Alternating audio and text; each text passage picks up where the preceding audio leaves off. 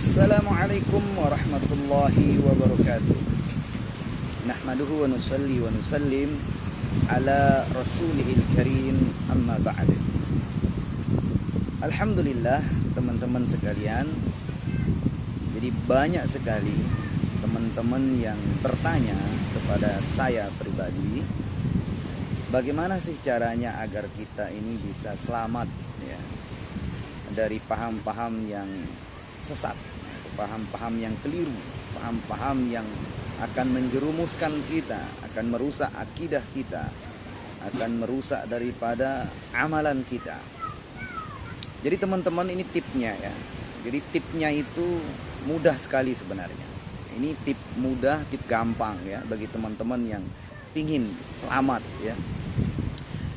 Yang pertama itu, kalau dalam masalah akidah, tetap kita itu berpegang dengan akidahnya Imam Asy'ari rahimahullah dan Imam Al-Maturidi rahimahullah. Jadi dua ini kita pegang teman-teman, baik dengan cara kita pelajari atau kita datang ke ulama yang mengajarkan paham ini teman-teman, akidah ini. Yang biasa teman-teman, ini dikenal sering dari orang tua kita dari dulu mengajarkan kita itu sifat 20 misalnya. Pembahasannya, penjabarannya banyak. Aqaid khamsin itu, aqaid yang 50 itu sudah jelas teman-teman. Di sanalah rumusan-rumusan para ulama kita, rumusan ulama Imam Asy'ari dan Imam Maturidi tentang akidah, sehingga lurus akidah kita, benar akidah kita, sehingga tidak akan ikut nanti kepada akidah musyabbihah, akidah mujassimah. Musyabbihah artinya akidah yang menyerupai Allah itu dengan selainnya. Karena sudah jelas dalam Al-Quran itu Allah firmankan laisa kamitslihi syai'. Kemudian mujassimah itu menjisimkan Allah yang meletakkan jisim, punya tangan, punya kaki, mata dan lain sebagainya. Tanazzahullah ta'ala, Allah itu jauh ya min dzalik, dari yang demikian itu. Maka hal seperti ini teman-teman ya, kita pegang dulu dalam akidah itu. Kita pelajari akidahnya Imam Asy'ari dan Imam Maturidi, pegang, insyaallah selamat dari segi akidah. Nanti akan selamat dari akidah-akidah yang keliru, akidah-akidah yang sesat. Inilah akidah Ahlus Sunnah wal Jamaah. Ini yang pertama teman-teman, dari segi akidah.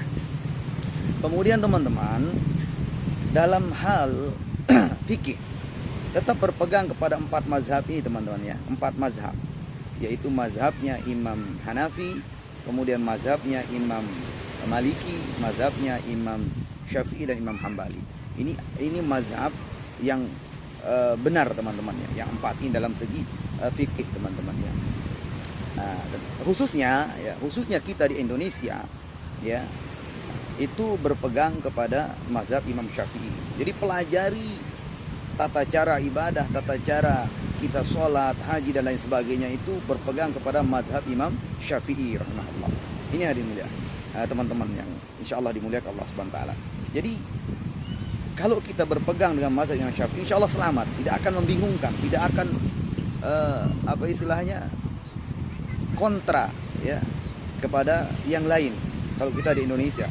Tapi kalau kita pakai mazhab yang lain selain Imam Syafi'i, yang 3 itu benar teman-teman. Semuanya benar ya.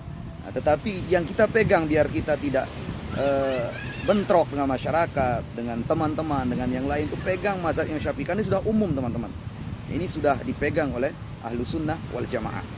Jadi selamat kita, nggak bingung kita teman-teman. Pegang, pelajari kitab-kitabnya Imam Syafi'i ya, atau kita belajar kepada ulama, atau kita pondokkan anak-anak kita ke pondok-pondok yang mengajarkan berpegang kepada mazhab Imam Syafi'i. Ini dalam segi fikih. Insyaallah akidah benar, kemudian fikih, itu tipnya. Kemudian dalam segi tasawuf ya, tentang hati teman-teman ya, tentang pelajaran akhlak, pelajaran latifah dalam hati kita ini, yang umum, yang masyhur itu terkenalnya adalah Imam Ghazali rahimahullah. Dan ada juga Imam Ibn Athaillah rahimahullah ya. Ini kita pelajari dari masalah tasawuf ini, dan banyak juga ulama-ulama tasawuf yang lain.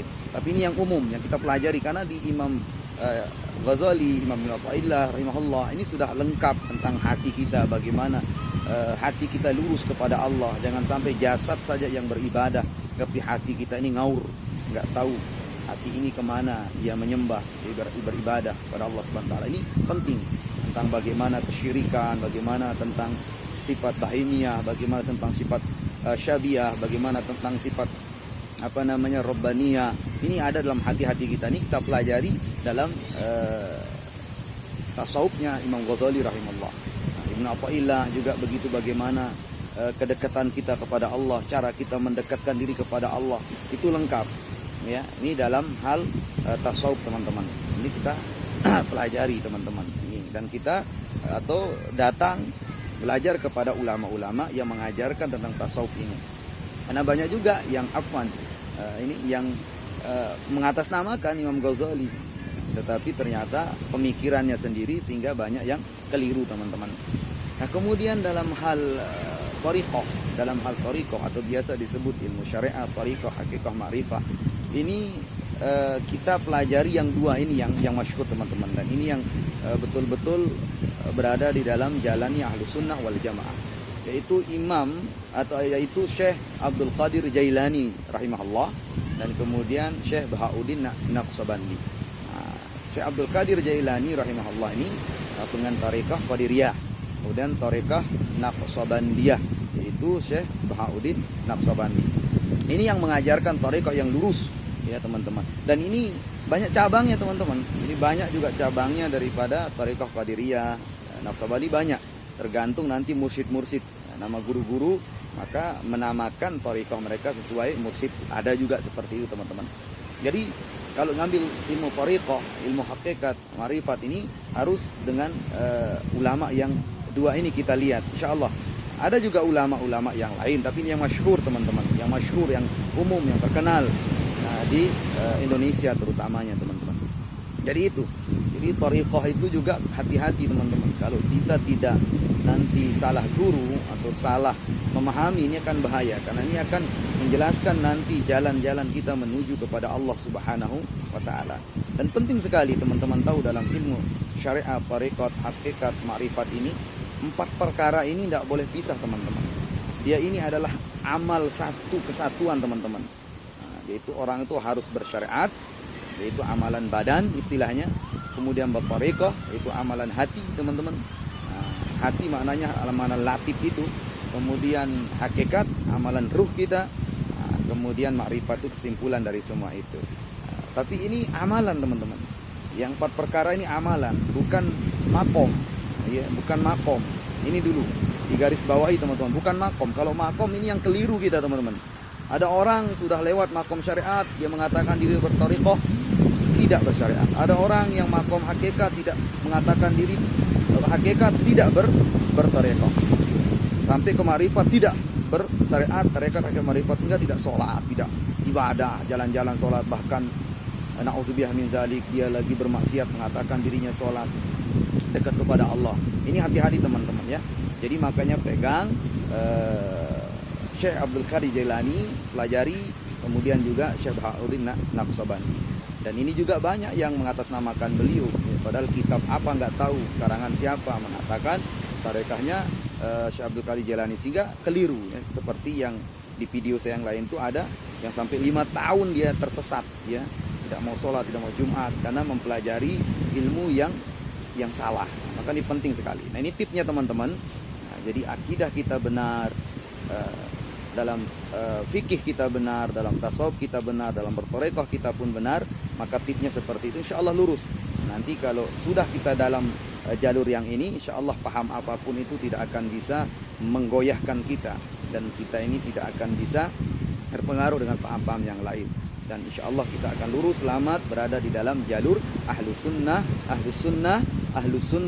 wal Jamaah. Nah, itu teman-teman ya tipsnya, sehingga kita ini insyaallah akan selamat dari paham-paham yang merusak diri kita, keluarga kita, dan anak istri kita, tetangga kita, kampung kita, dan kita jaga kampung-kampung kita masing-masing dari paham-paham yang keliru, yang sesat itu, dengan memberikan pemahaman seperti ini kepada masyarakat, baik dari khususi atau silaturahim kita ke masyarakat, ataupun dari khutbah kita lewat Jumat, ataupun dari bayan kita, ataupun dari ta'lim kita sampaikan, karena ini banyak sekali paham-pahamnya akan merusak daripada akidah daripada kaum muslimin, ya, terutama kita jaga keluarga kita. Oke, ini tipnya teman-teman, mudah-mudahan bermanfaat. Subhanallah wa bihamdihi, subhanakallah wa bihamdika, asyhadu an la ilaha illa anta, astaghfiruka wa atubu ilaik. Assalamualaikum warahmatullahi wabarakatuh.